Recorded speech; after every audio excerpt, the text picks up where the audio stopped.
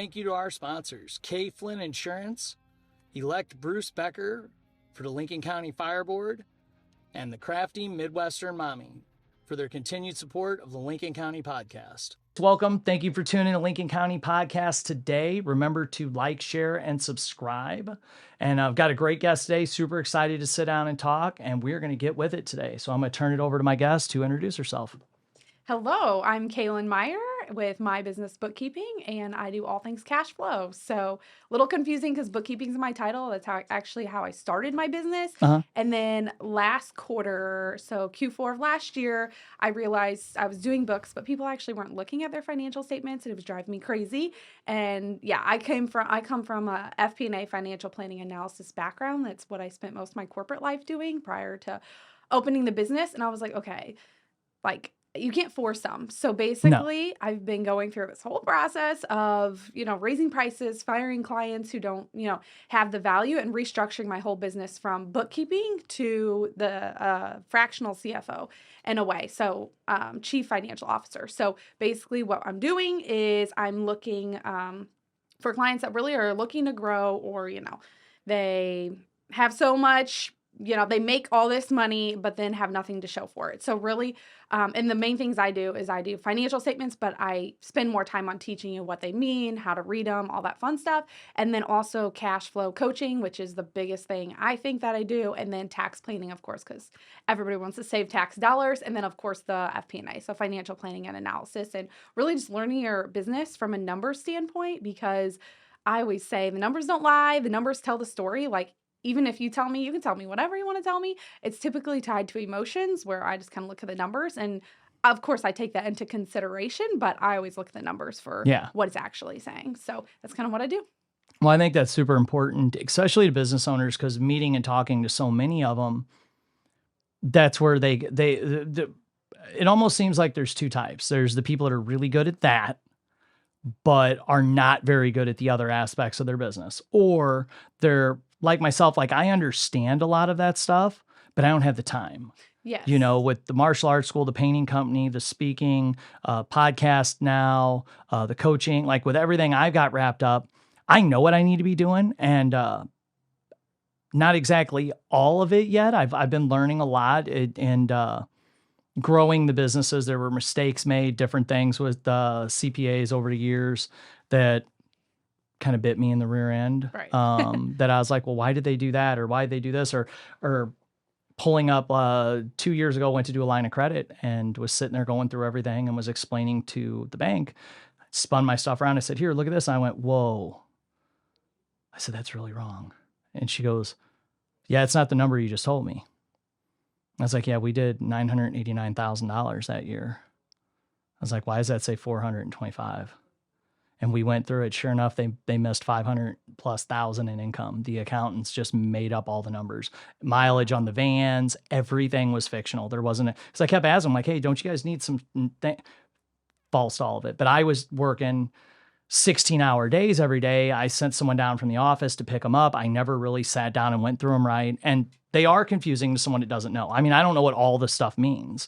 So that's amazing that you offer something like that, because I would say that's where a lot of businesses get themselves in trouble. Right. Yeah. There's a couple things to it. One, people don't have time, or two, most of the time people do not start their business to do anything to do with finance. So they're normally clueless. They're good at what they do. Like, for instance, I mean, I guess I could paint, but you would tell I painted it, right? Yeah. Versus you. So there's big difference there whenever you're doing it, but also it is an investment. But I don't know if you know any stats on this, but 82% of small businesses, close due to cash flow issues. Yeah. So I would say number one defense to keeping your business open is to, once you're making, I typically say 6 figures, because it is, it's an investment. It's not an overnight fix, and it just changes your future immensely. So it is an investment, but once you hit that 6-figure mark, it's very smart to start thinking, okay, who's on my team? Let's build my finance team, whether that's inside or outside. Just building that team to keep you going on the right track, because you can do everything right. And a lot of people do from a painting standpoint, for example, but then the finance kind of just goes Well, crazy and you're forced to shut down because what else do you do? yeah, I had to drop down crews, let go of a couple builders at one point because we were doing massive amounts of work, bids. We were booked out 16 weeks.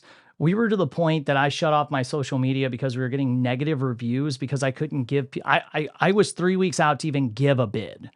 I couldn't Oh, even wow. get to someone, and that was with me and a full-time sales rep.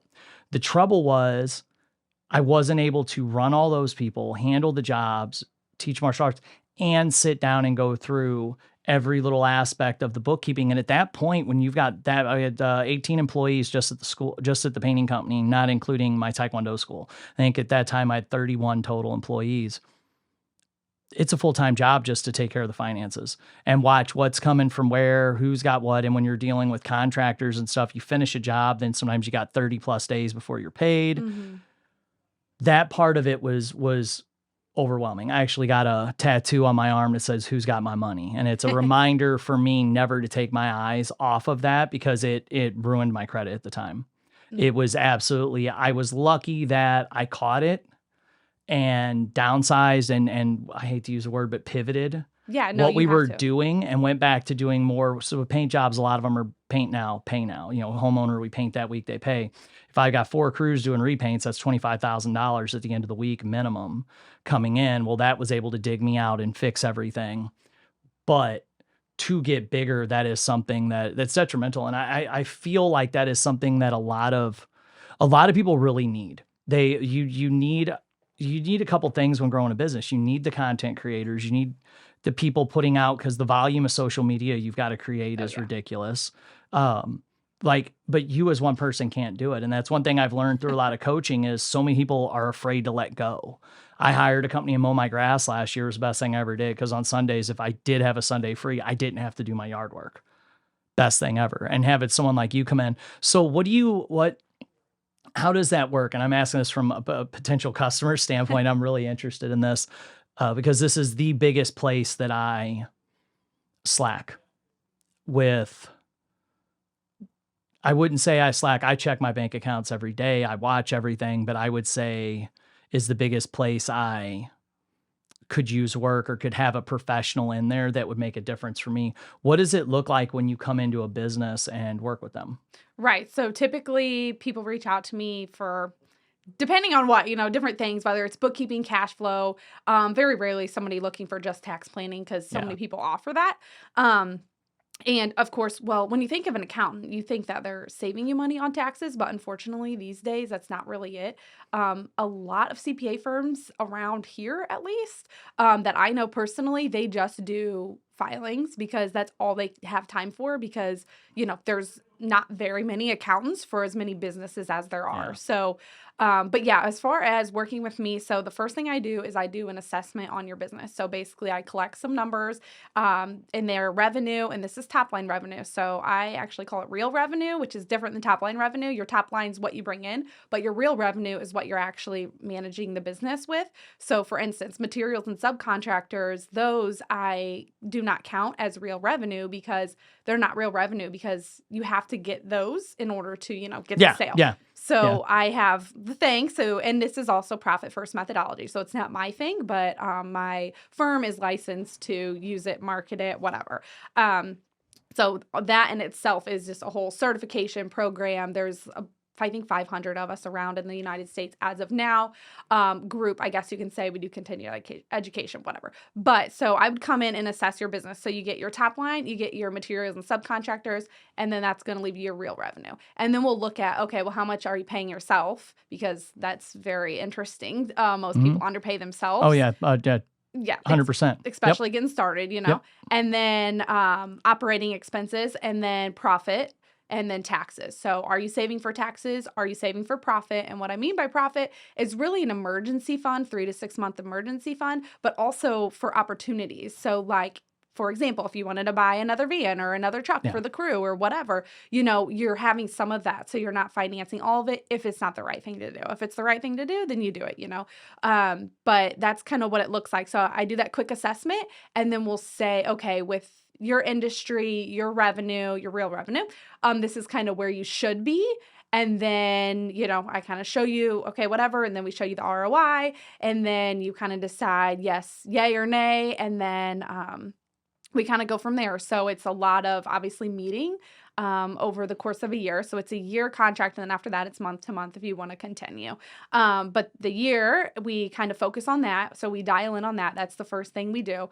Let me take that back. First thing we do, if your bookkeeping is not up to date, we have to get that up to date because you can't have those accurate Yeah. You can't have an assessment with inaccurate numbers. So, Yeah. or you can guess on your assessment. That's totally fine because typically the business owner knows what's going on, but we just got to get the bookkeeping in place and then we'll move straight to cash flow coaching. And then obviously we'll do tax planning as well. We'll sneak that in there I'd say after about 3 months, cash flow gets a little better as far as meeting wise, because we meet a lot. I go through some exercises, make you rethink why you're spending all your money, what you're spending it on. I mean, it's a hefty expense analysis exercise that we'll go through. And then obviously tax planning we add in, then FP&A, financial planning and analysis. I use a software called Clockwork AI, and it's a dashboard, and I have a really good relationship with the owner there who started it. And so we can make customizable KPIs. We can really do anything with your dashboard. So if you want to see your revenue for the week, your profit for the week, or, if you want to know how many new customers, we can kind of create that custom dashboard. And then of course there's all the finance stuff. And then I teach you how to read that. And we really, honestly, like the really simple way to put it is what's your end goal? And then we really just bridge a gap to get there, and I'm on your team helping you get there as much as I can. Of course, I'm on the finance side, so can't make all the decisions, but that's really what it is. I'm really just a player on your team helping you reach your end goal is really my job. Helping everybody just kind of do this and don't do that, or keep this in mind. Right. I think a lot of times for business owners, especially contractors, it's feast or famine.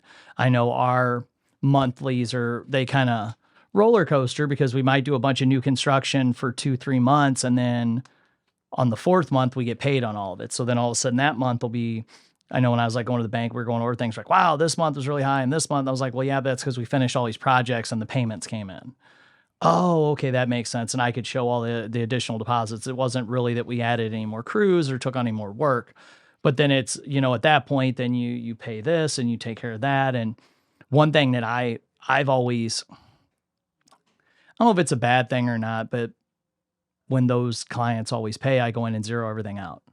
And that's not always the best thing. Sometimes it's better to make the payments and keep that money for those emergencies that could happen. Keep it in there. And I'm really bad about that because I don't like debt. I prefer to have everything paid.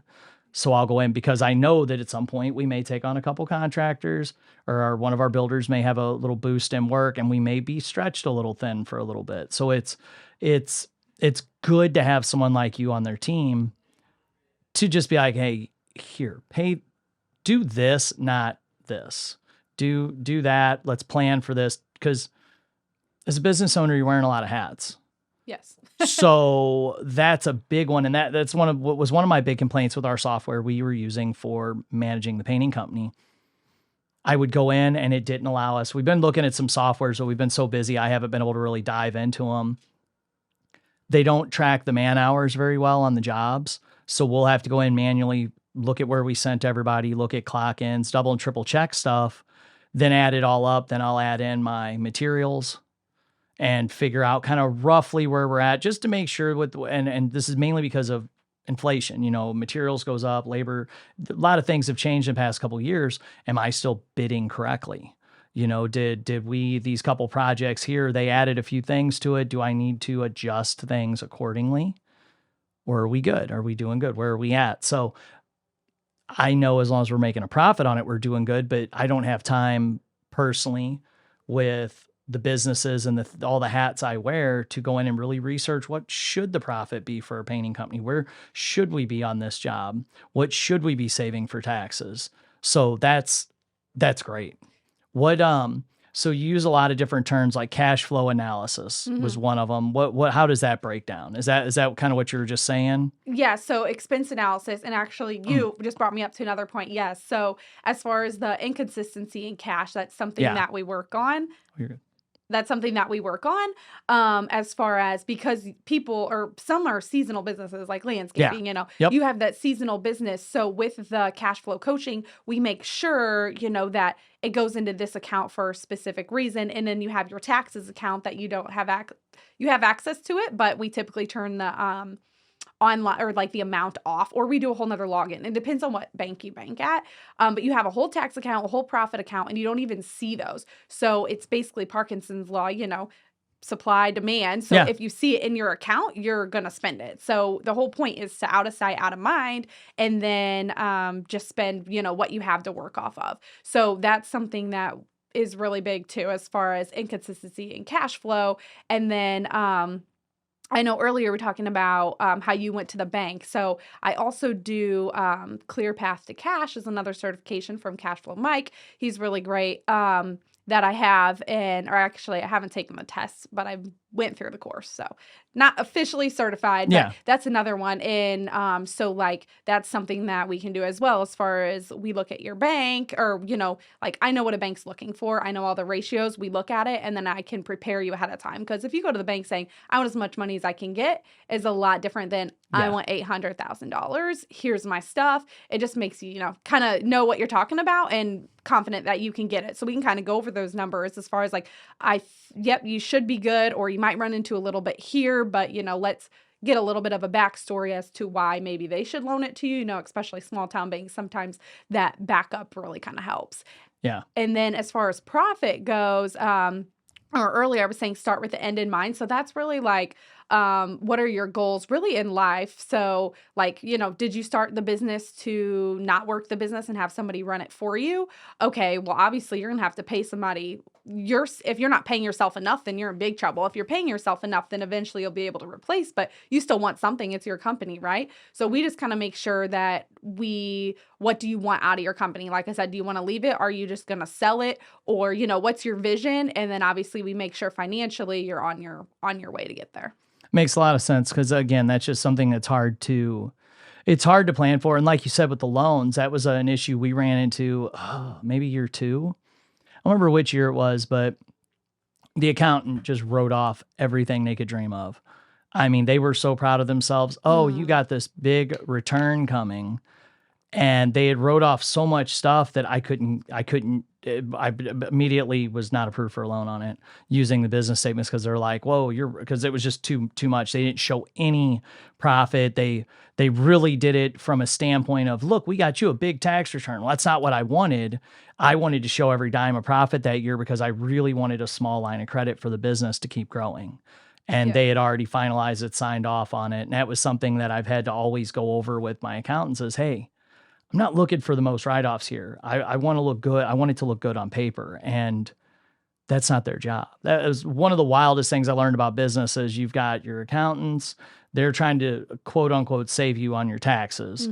Then, and they want, I've had issues with went to an insurance person. They're like, oh, we need to do this LLC here and this DBA like this.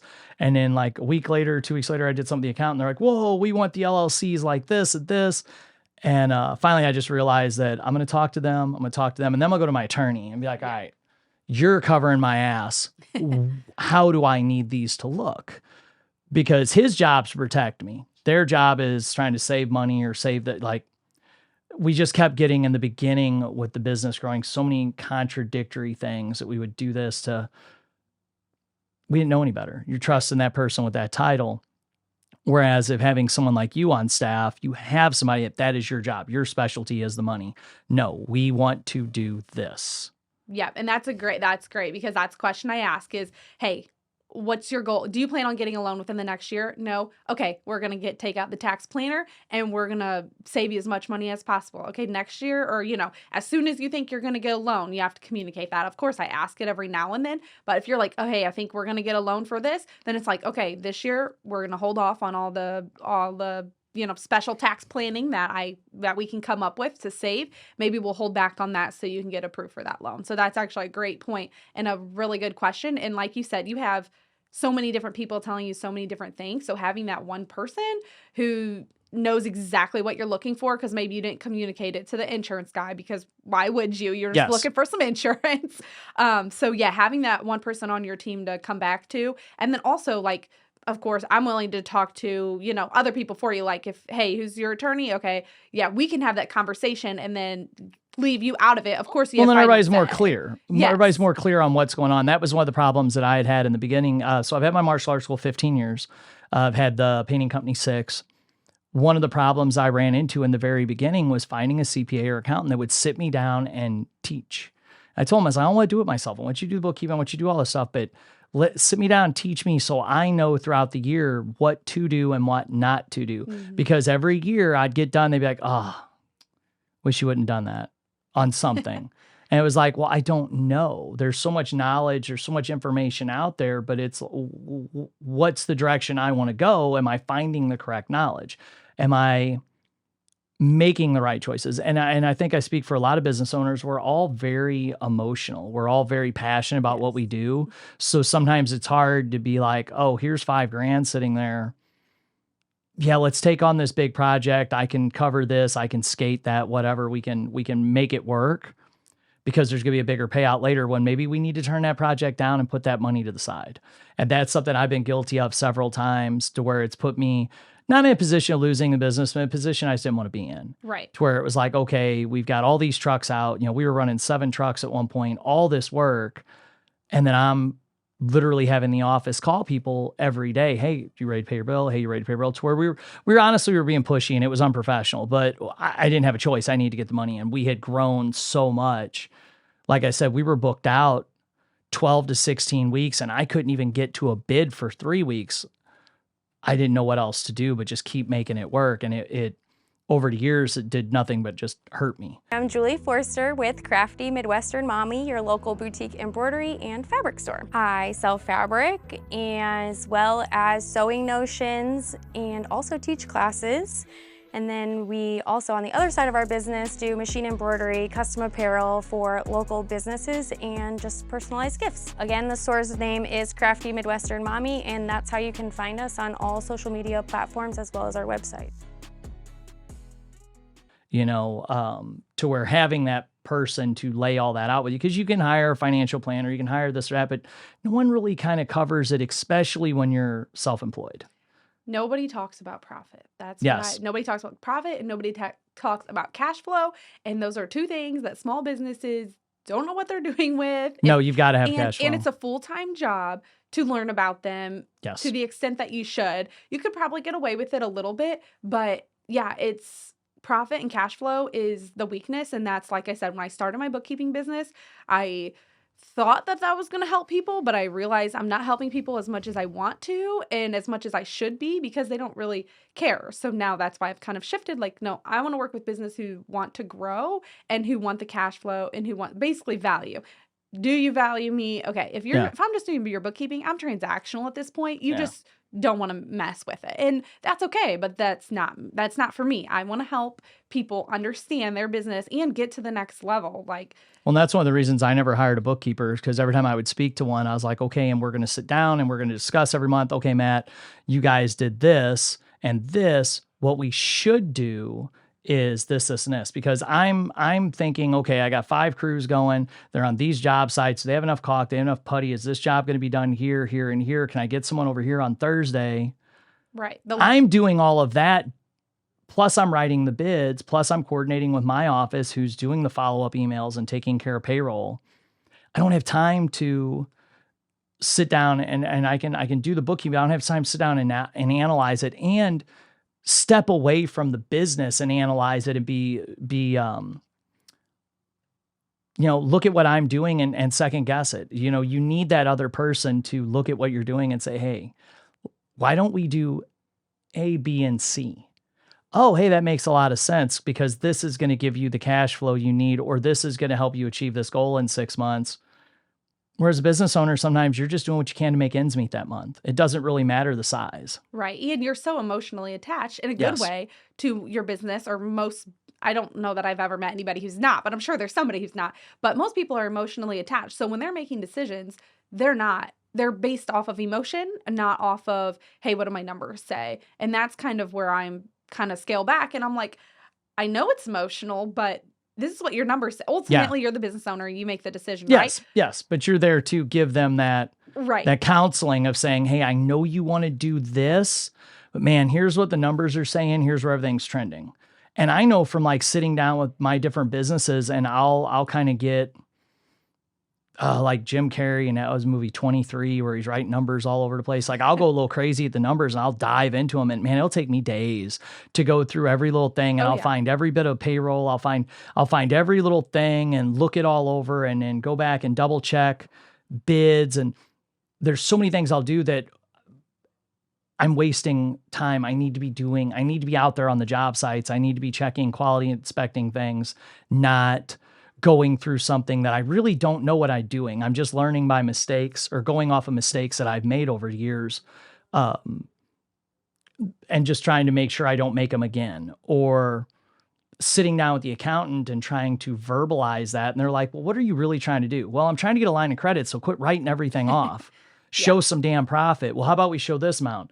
I don't know. How much do I need to show? Exactly. And so then I'm lucky to work with Taylor at my bank and say, hey, what do you guys want me to show? Well, we would like you to be here. Okay, cool. Then I'm going back to the accountant.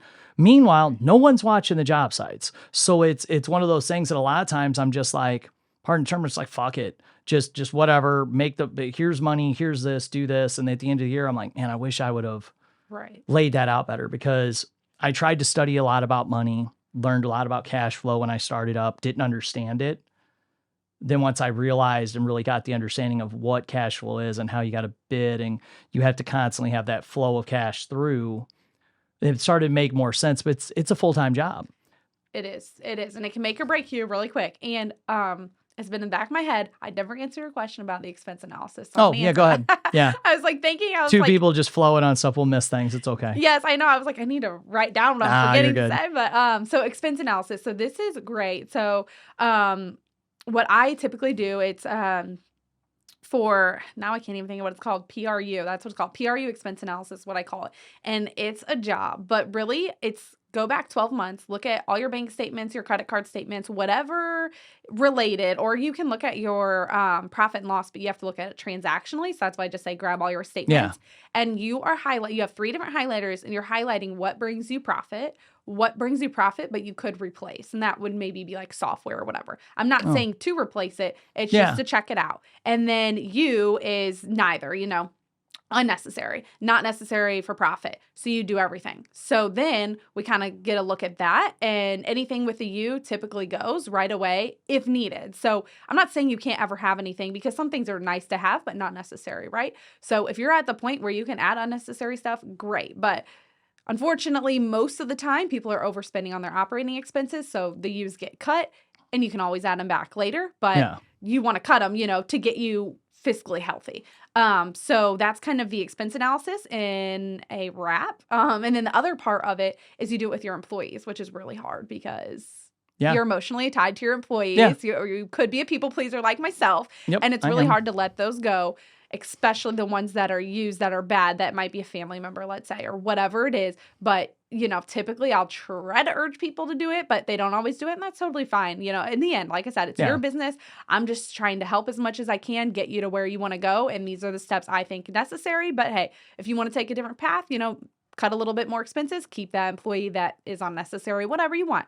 Or whatever. So that's the biggest thing that we do at the very beginning to figure out really, and most people, like I said, are above, let's say operating expenses should be 30% and they're 80%. So that's where we really have to say, okay, let's do a PRU expense analysis and figure out what you actually need. Let's cut back. And then obviously over time, you're going to grow. You're going to be able to add those unnecessary expenses in. But if you want to survive, because sometimes we get people on bad terms, not bad terms, but they're like, this is my last shot. What can we do? So, you're just like, all right, cut all the U's. Like, doesn't really matter. You just got to cut them. And like I said, you make the final decision. We can work around it. There's not one path to here, your end. Like, there's not one. You can get there a million different ways. It might just have to mean you have to cut something over here instead of over here, or whatever that looks like. So that is the expenses analysis I was talking about earlier that I And see, that makes a lot of sense. I kind of did that for ours when we moved our shop. I sat down and looked at every bill everything. I went through every bank account. Okay, what's this charge? What's this charge? What's this charge? Because I hadn't been handling it. And I took like our other shop was like $2,700 a month. I think so we were all in. Moved to a different shop, it's $1,000 a month. That included our trash, electric, everything. I shaved our expenses down from I think it was right around $3,000 to $1,200. Oh, wow. You know, by going in and just cutting fat on things, Just going looking. in and, you know, like we had tablets for all the foremen. Half the time the tablets didn't work because they hadn't done an update on them. They just get in their truck, oh, it doesn't work today. And they're not guys that are sitting around on tablets all the time. They're not of that generation. Towards the problem, but I was paying $550 a month to have tablets that weren't getting used. And the whole purpose was so they'd have their work orders, customers sign off, they could photograph the jobs, kind of cover our tails. They're just laying in the truck. So I canceled all of them, donated the tablets and got rid of it. $500 expense, boom, cut our cell phone bill for the month in half. You know, went through and made changes like that I lucky was analytical enough to sit down and emotionally detach from the fact, you know, I sat down years ago with a guy that had a really large business and we were discussing things I wanted to do. My martial arts school has been about 14 years. And he taught me wants and needs. That's good. And I was explaining some things. He's like, but that's a want, not a need. And it's something I still try to ask myself and I'm pretty good at it. But then making those decisions, because not that as a business owner, you're going to make a bad decision intentionally, but if you don't know that, okay, I'm sitting at 40% operating expenses. If I cut this, I'm going to drop to 30. Or if I put this much aside and pay this much here, I'm going to be looking better at the end of the year on paper for loans or whatever your goal is. Right. You don't know. You're just doing things, running your business. It's not like most of us are out there buying expensive, elaborate things or wasting a lot of money. It's that you're maybe purchasing a new piece of equipment that maybe you need to rebuild an old one and wait. Or maybe, you know, like I recently ordered a bunch of parts and rebuilt a bunch of our sprayers myself. I sat down, I looked at the price to replace them all. I looked at what piece was going bad. It was going to be basically $3,500 per sprayer to replace. The piece going bad on each one of them was about $700. I could do it in my garage. So I had about $800 in parts. I ordered parts for each one and I rebuilt them in the garage. They run great. The motor wasn't really bad. Nothing else was bad. It was just one pump piece. But every time I took them in, they kept rebuilding that piece. Well, the fees were really starting to add up, running it down there every time, $600-700 to have them, the sprayer guy work on them. That I ordered the parts and redid them myself. They run great. It was a one-time bigger expense. It was like $3,000 to fix all of them. I think that's what it ended up coming to, but it would have been well over that to replace. Right. Sometimes you're caught up. When we were running 7 crews, I was just buying sprayers, throwing it on the charge account, moving on. Well, next thing you know, we owed $200,000 in charges on everything under the sun. And the builder work was starting to come in a little slower. So then we're stressing on things, or I'm paying $10,000 or something because I want it paid down, when maybe I should have made a $2,500 minimum payment that month and waited till the big month when everything came in. There's decisions like that sometimes having that other voice would be crucial. And having someone that you respect and you understand has your best, you know, wishes at heart and has really looked over everything and knows what they're doing too. Because everybody will give you advice. It's do they know what they're doing? And having someone like you in their corner means a lot. Almost like with a fighter and their coach. You know, the fighter's in there, the emotions, the stress, they're going at it in the ring. Got to have that coach to say, hey, take 2 steps back, pivot, throw across. They need someone like you. Right. And that's great. And honestly, I can't believe, see, I didn't understand that about what you did until just now. And I think that's great. Because that's something that I know I'm definitely looking for, because that has been my biggest problem. Right. Was as the success came in, we went from, I was painting, I had the martial arts school, does $250,000 a year maybe, to doing, you know, $1.4 million in 18 months. That's a huge jump. That's a huge jump in expenses, lines of credit, employees, payroll. Like we went through and reassessed so much. I went through and redid so many things that saved us little here and a little here and a little here. But by the end of it, it's like, wow, I saved $10,000 a month. Right. Like when you start doing 7 figures, like little adjustments over a period of a year is a big thing. Oh yeah. Little pivots. You know, you go in, we looked at work comp recently, And the new company quoted us everything. Like, it's only be $350 more a month. Well, I added up over 12 months. I'm like, that's a lot of money at the end of the year. I was like, we're a contractor. We're not dealing with 85% profit margins here. So I said, no. I was like, I'll stay where I'm at. Oh, but you're going to, blah, blah, blah. And it's only this much more. Yeah, well, that's a lot. Right. Yeah. And that's where, like I said, the PRU, like, we do that at the very beginning and it seems overwhelming, but really if you do it every quarter, every 6 months, and even if 12 months seems overwhelming for anybody who wants to do this exercise, like if 12 months is overwhelming, do 6 months. If 6 months overwhelming, do 3. I highly recommend 6 because you pay a lot of expenses, every six, for example, I pay my car insurance. This is personal, but every 6 months, liability every year, whatever it is. So like, that's why I say 12 months to capture those, because you want to figure out which one's reoccurring and put an R by those too. So not to get mixed up with replaceable, highlight them with the, needed or profit or whatever, and then put an R or highlight them with a different color, reoccurring, because you have to remember those. And then what I like to do is like, okay, well, let's say it's $12,000 a year. Okay, well, I need $1,000 a month set aside, here. Yes. So I like to have a reoccurring, and you can do this personally or business, but I like to have a reoccurring bank account, and you put all the yearly or not every month. Basically, you can do every month too, honestly. Any of those recurring, and you put what you need per month aside. That way, when that bill comes for $12,000 a year You're for ready. what workers' comp or whatever, you're not like, crap, that really hurt my month this month, because it's already here. So that's really the main key of cash flow is, what do you have coming and how do we get it? I say in an account, because we do bank accounts for everything. So there's several bank accounts in Profit First, if you haven't heard of that.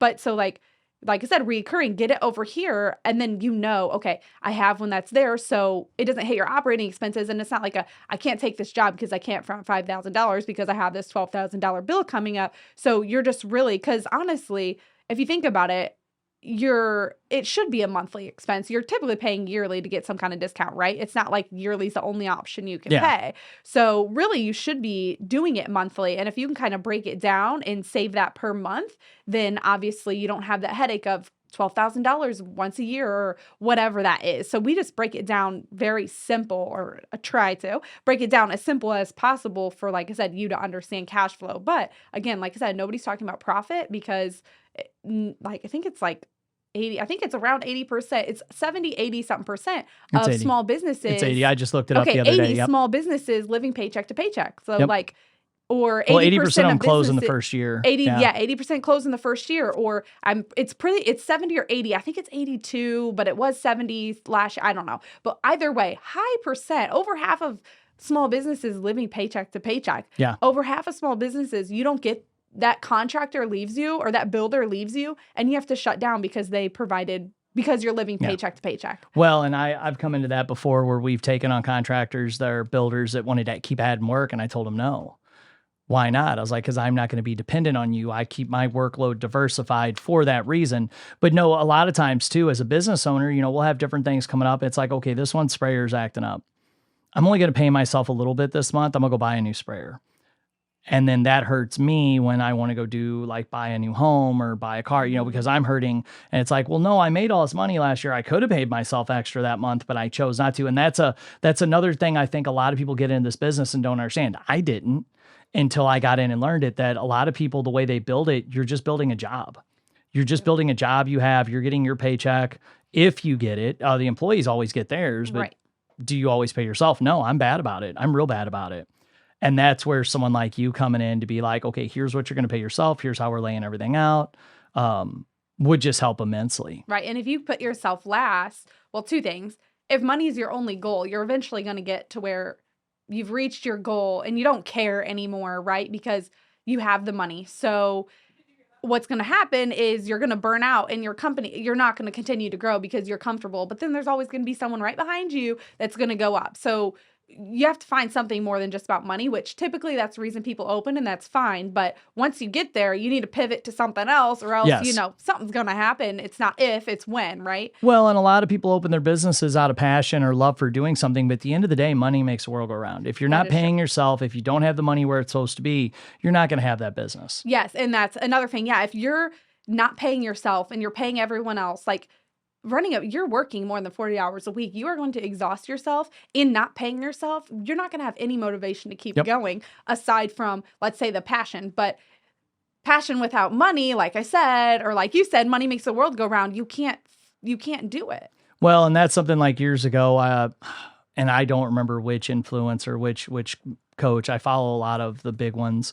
Had said it was like, you know what? If you're working real hard and you want a Ferrari, go buy it, because you're gonna get out of work and you're gonna work or get out of bed every morning and work even harder for it. And that is important, that when you're growing a business, set the budgets and do the things to have the things you want, so you don't become spiteful. Because I've been there before, to where it's like, oh great, we're gonna work all weekend. I'm gonna do this. I'm gonna do that.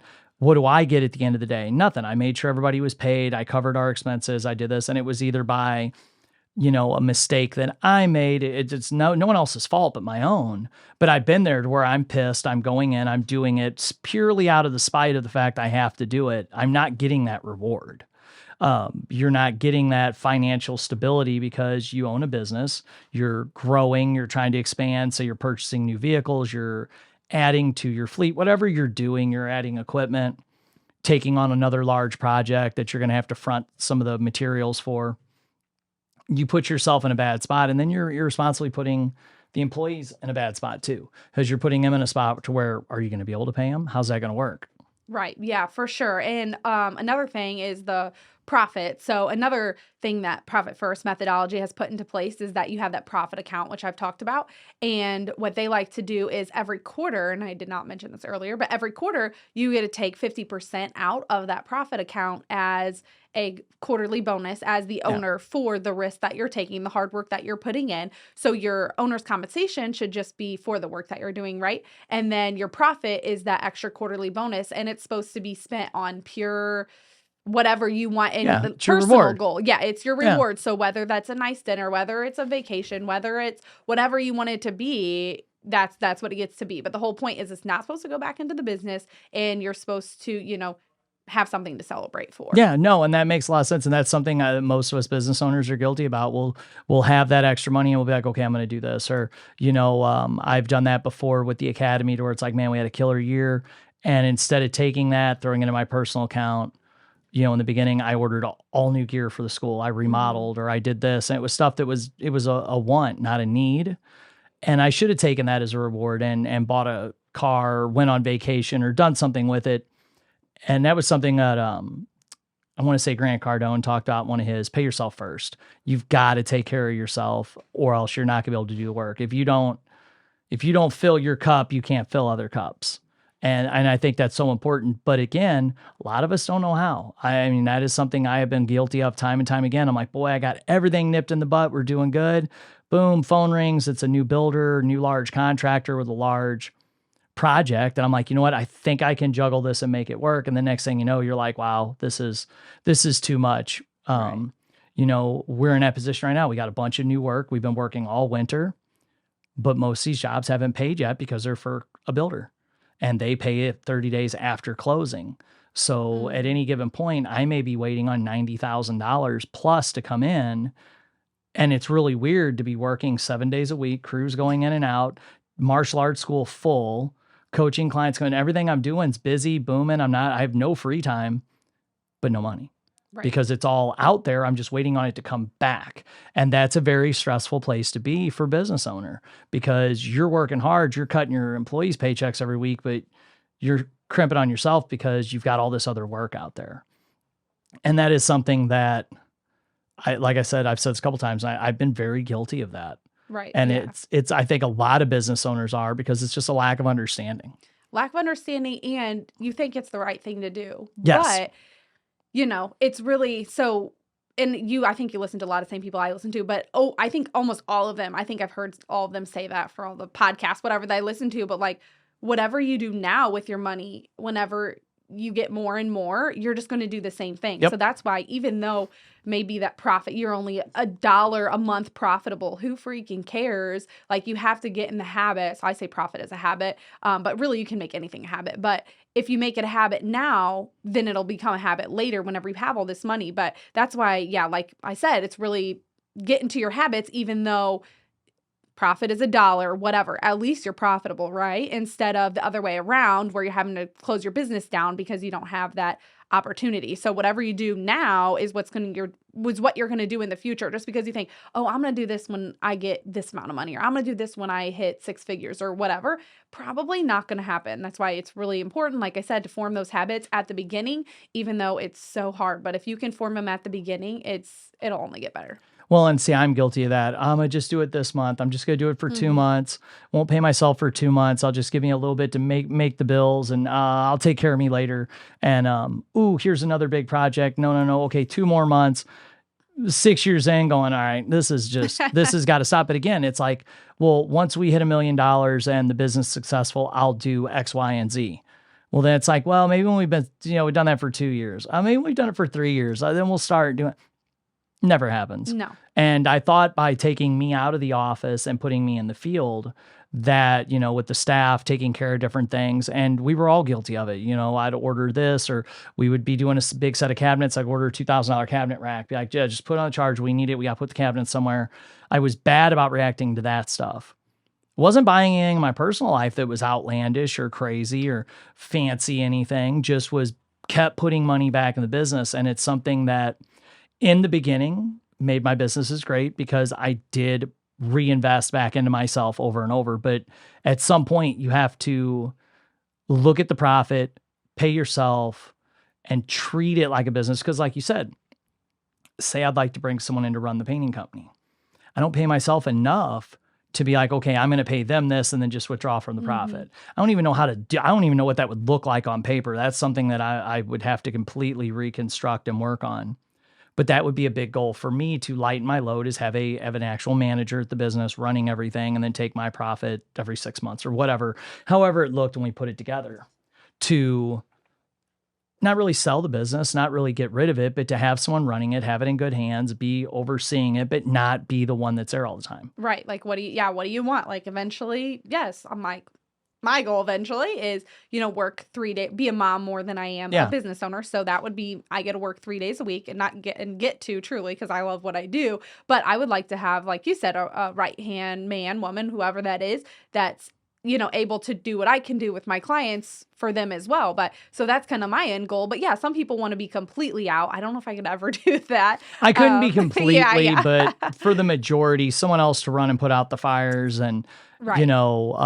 I could maybe still bid the work or do that. I would never want to own a business that I wasn't physically a part of at some point. Right. But with like the speaking and the coaching thing that I'm building, I definitely want to be able to pull back. Like this weekend, I painted all weekend. I worked 16 hours each day, knocking out some stuff so that the crews were a little bit ahead on Monday, and really didn't have anything else to do. I could have enjoyed my weekend with my family, but I really need to get this stuff done so we could wrap some projects up. I've got to quit doing that. That was okay the first year when we were growing, but we're 6 going on 7 years in. I got to knock that crap off. And that is by planning in January for the end of the year and having everything laid out. And when a large project pops up, sitting down with someone like yourself saying, okay, here's what we've got, where are we at? And you going, you know what, the way everything's going, we're here, here, and here. I think you should pass.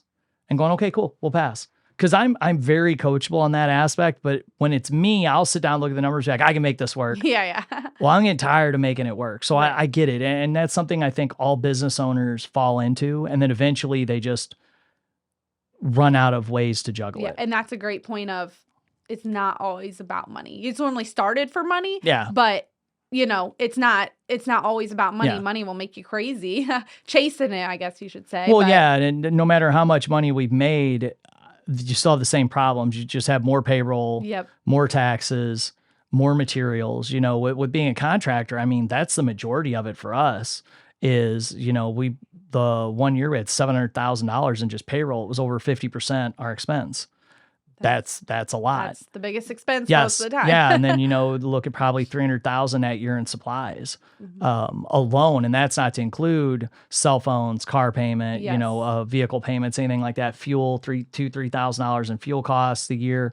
It adds up really fast where you sit back, you're like, whoa.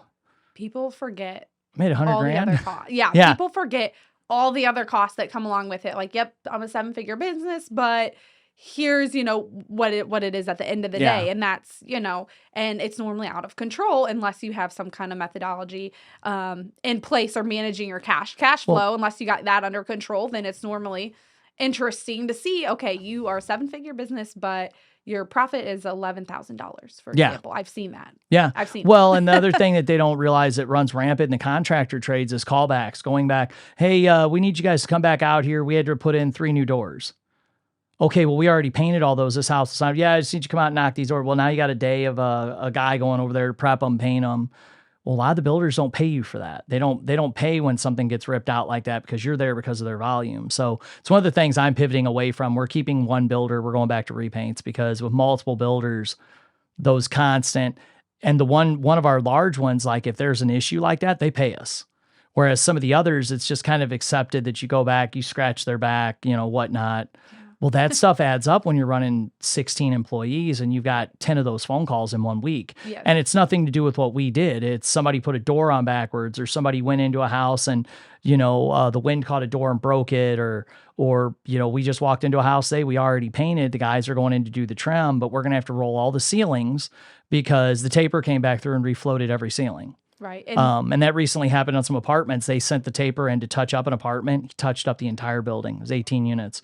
They didn't offer to pay anything. We sent them a bill. We never got paid on it for rolling out. We had to re-roll every ceiling. They were already done. That was already finished.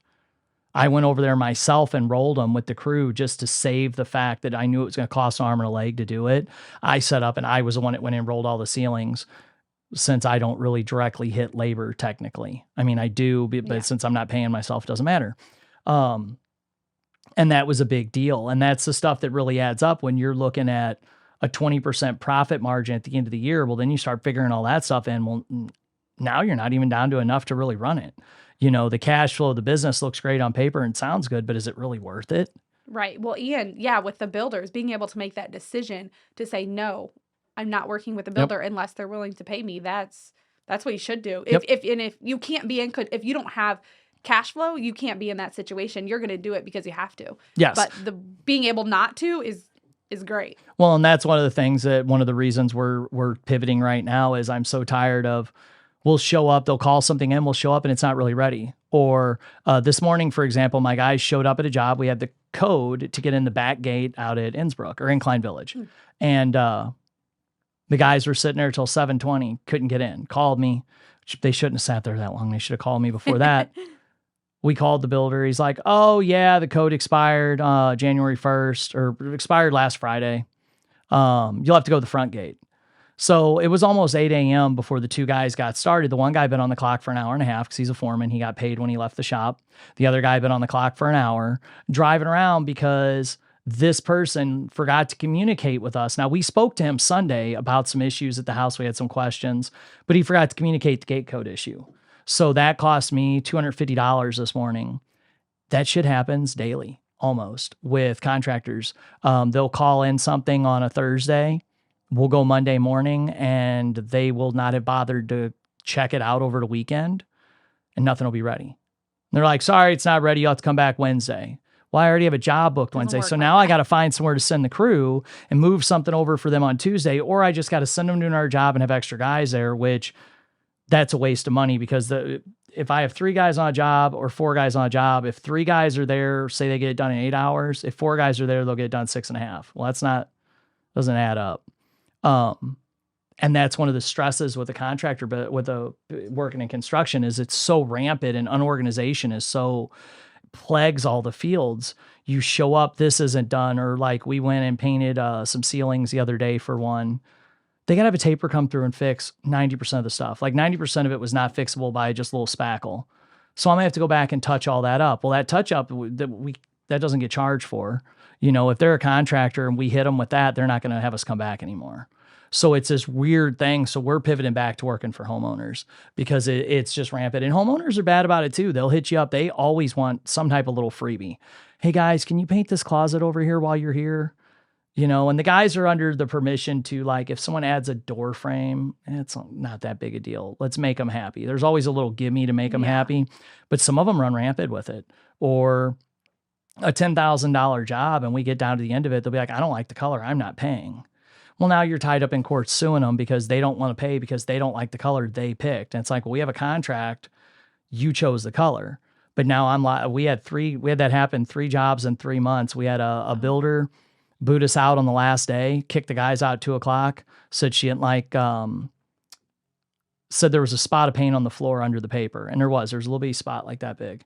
Wipe it right up. I told her I'll come over and look at it. Kicked everybody out, claimed that the job wasn't done and that we were behind schedule. We were actually right on schedule per our agreements with her. But by kicking us out, she didn't have to make the final payment. The final payment was $5,000. We then had to pursue suing her over it. In the meantime, she had another guy come in, paid him $1,000. I know who he is. I paid him $1,000 to finish our job, and then she made it to the bank and laughed all the way. We had to go back in and sue her. The house was already flipped. We couldn't get a lien on it. It was really a pain in the butt. We had that happen 3 times in 3 months, different variations of it, but different things where we end up having to go to court because once you get to a level of work, that stuff happens.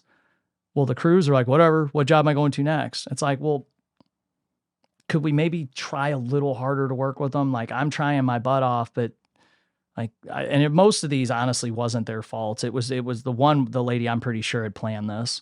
It was too perfectly timed. That stuff adds up. All of a sudden it's like, all right, now I'm out 20 grand. Well, that's a lot of profit over 2 months. Like that's a big deal.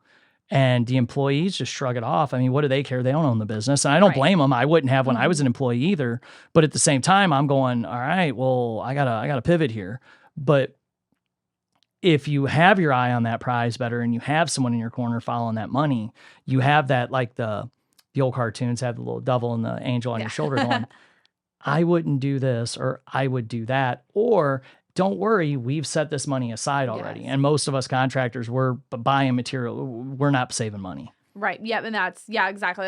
And you can like I say, we do all accounts. When in doubt, make an account. That's what I say. But you have that account that's like, whatever it's called, whatever you want to call it. It's not really damages, but, whatever. Maybe you have something you put some savings in for sure. Right. And then you just put, 20,000 over a year. And then you're like, okay, X percent, 2% of my income's going to go to this account to cover those jobs or whatever, is whatever you plan for. And there's always unexpected. You have to plan for the unexpected. Yeah. And that's damn near a full-time job for somebody. And then you add on everything else they're doing.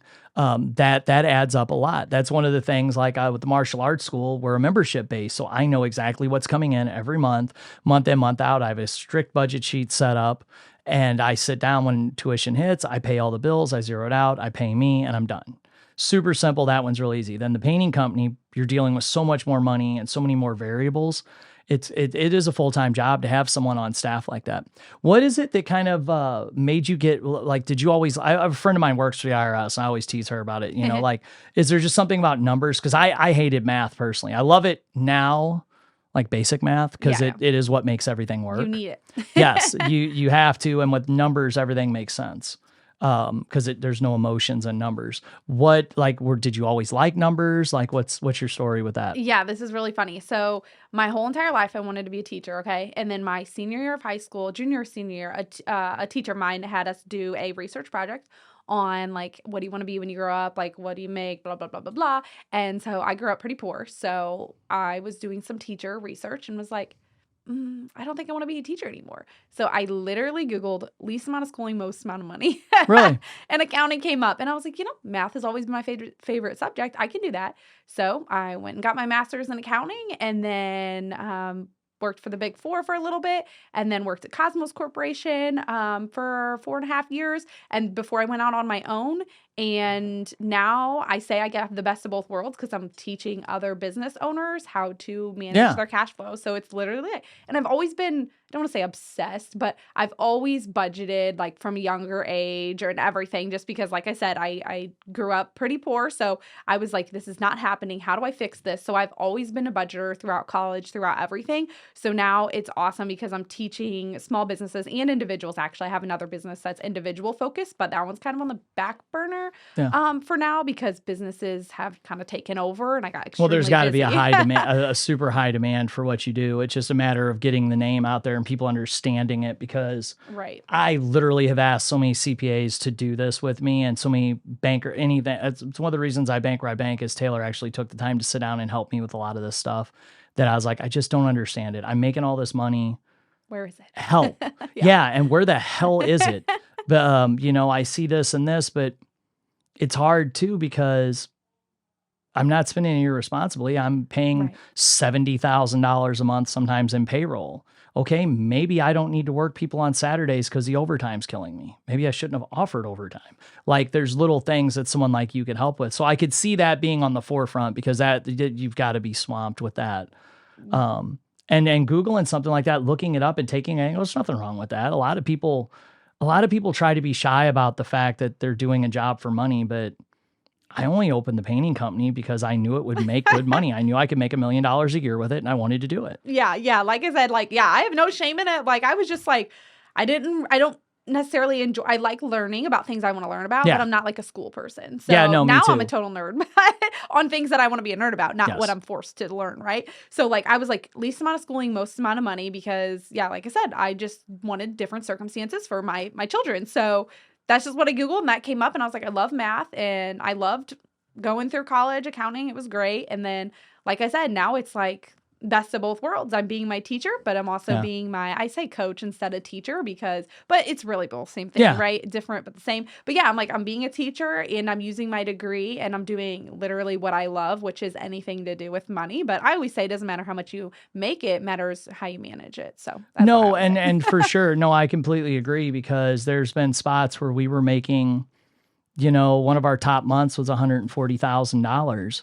And after everything was paid, I didn't have a dime. And there were months when I had the martial arts school and I made $6,000 that I had $4,000 left over to live on. Like, it really doesn't matter if you prioritize it right. And my whole thing I've tried to do is take a step back from that and focus differently. But that's hard to do when the emotion kicks in. And I made a reel with Joey about this. I literally went from, the business started out, my bids, a big bid was $2,500. Then it was $5,000. Then it was $15,000. Then all of a sudden the economy's booming, doing real good. Now I'm looking at $25,000 bids. Then in a period of a week, I bid $348,000, $575,000, and then multiple $275,000 properties. It added up to over $1 million in less than a week that I bid. And I got almost all of it. So then it was, how do I manage the work? I got all these people. We're getting deposits from this one, but I'm trying to look at the picture of, it's going to take this much labor, this much materials, this much time, logistics of getting them where we're going to be, juggling all the other contractors and juggling all the other jobs, and trying to actually look at the money and say, can we do this? And that's where I always get myself in trouble. I'm really passionate, and I'm not afraid of working a lot of hours. Right. The trouble is, as I get older, I don't want to do it that way, because I realize it's irresponsible to the crews and in the employees and the people that you surround yourself, your other contractors, things like that. You've got to keep things laid out a certain way. And that's where we're going to be talking again, because I did not understand that about what you did at all. Like, even kind of scoping your page and snooping it the other day when I messaged you that about, we got to talk, because I'm making, what is it? Is it Albert Einstein? I don't know, the one quote. I botch quotes. For a fact, I'm covered in them. I have tats of quotes. I need to start putting under them who wrote them. Yeah. But it was like the doing the same thing over and over again, expecting a different results, the definition of crazy. Insanity, or something. Yeah. Insanity. Yeah. That's how I feel. Like, I get everything going, and then I catch myself making the same mistakes that I made before, where I need that other person to be like, whoa, hold up, pump the brakes. You guys don't need to take on another job right now, because hiring more people is going to, if the math's laid out for me, hey, 3 more employees is going to cost you $2,400 a week, multiplied by the 7 weeks, 8 weeks this project's going to take, multiplied by this many people, plus you're going to have to pay $10,000 in materials. But it is going to cost you this much. You can't fit this right now.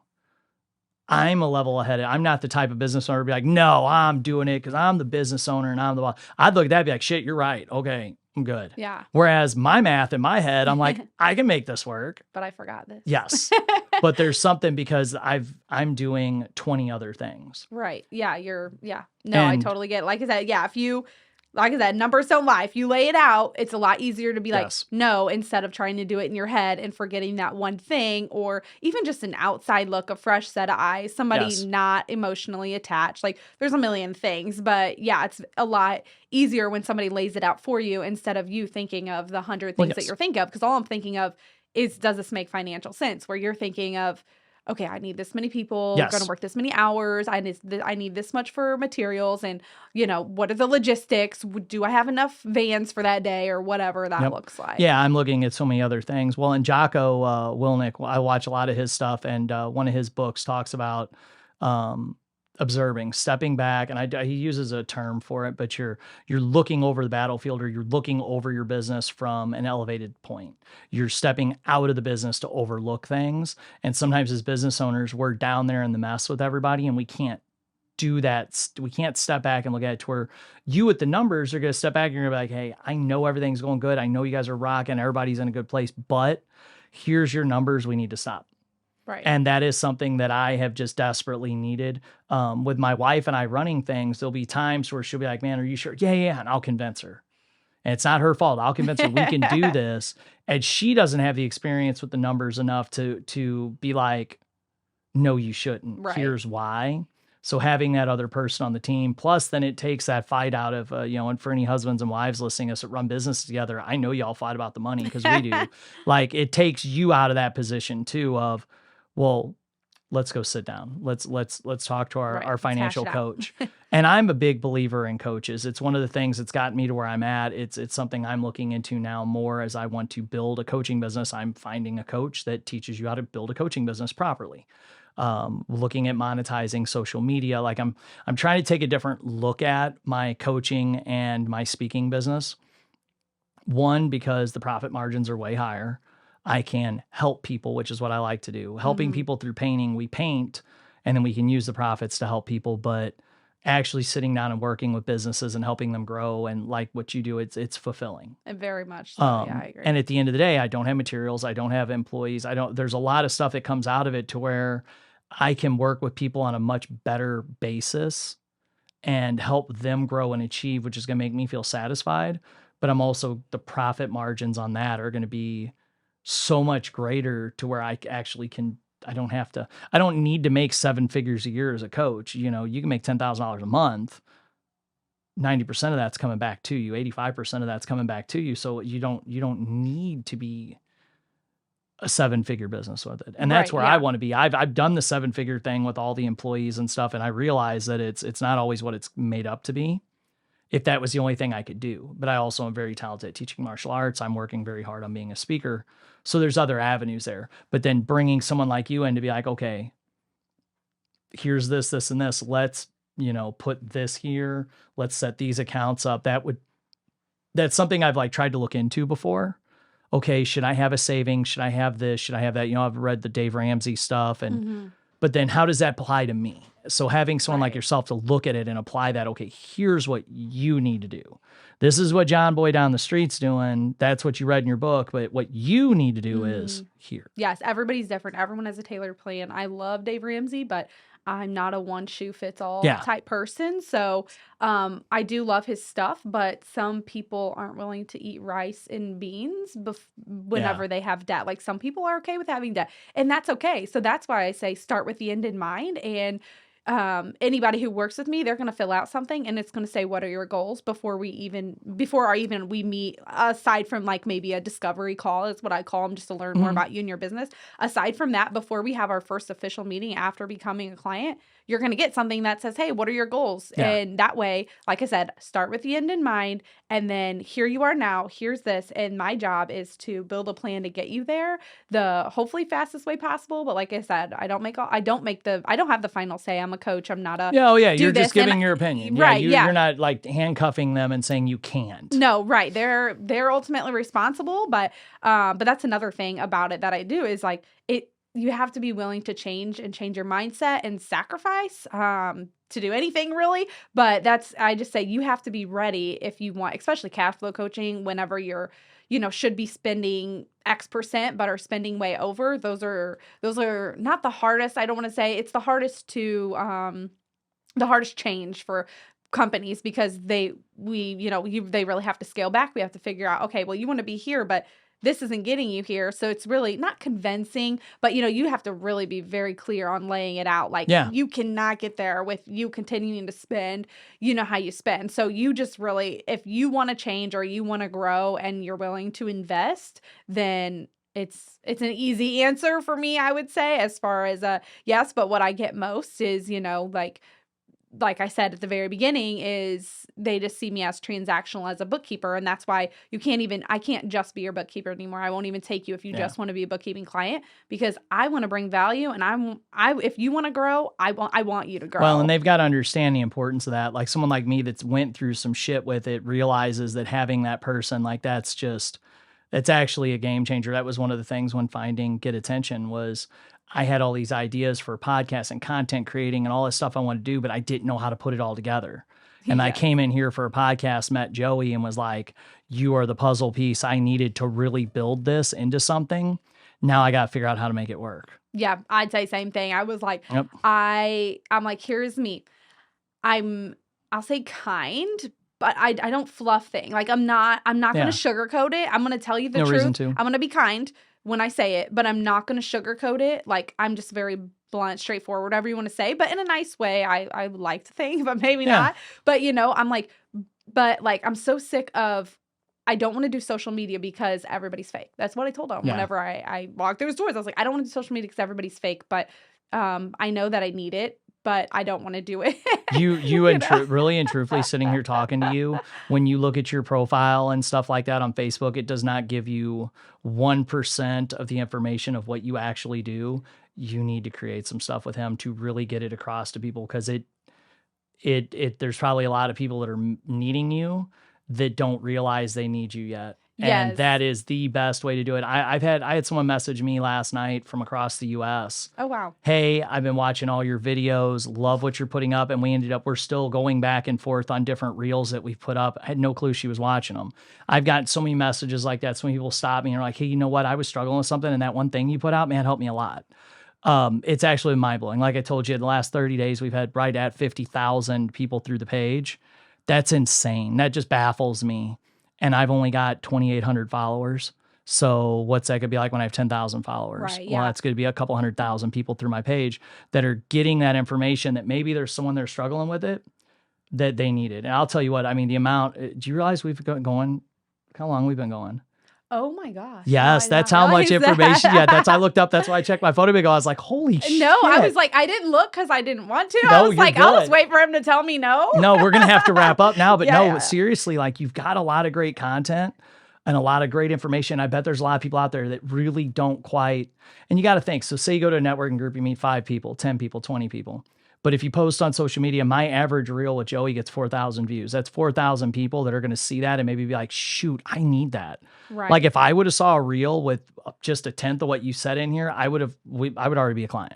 Because I've been looking for something like that and I had no clue that's what you did. But by looking at your page and what you have, and I don't mean this in like a bad way. No, that's good information. It did not transfer to me that this is what you did. That's why when you started talking, I'm like, wow, it was something really weird the other night, me being like, hey, we need to talk. Because for some reason I was like, I really need to talk to you. This will be perfect. So I just thank you for coming on today. This has been great. We'll definitely have to do a follow-up. I'm already starting to schedule stuff like that to kind of go into this stuff more. But this was awesome. I appreciate it. I'll shoot my little wrap up. Thanks for tuning into Lincoln County Podcast today. Make sure to like, share, and subscribe. And we will get you more content like this, because I know that was the speediest talking podcast we've ever had between the two of us. So it was great. Thank you guys very much, and we'll talk to you next time. Thank you to our sponsors, K. Flynn Insurance, elect Bruce Becker for the Lincoln County Fire Board, and the Crafty Midwestern Mommy for their continued support of the Lincoln County Podcast.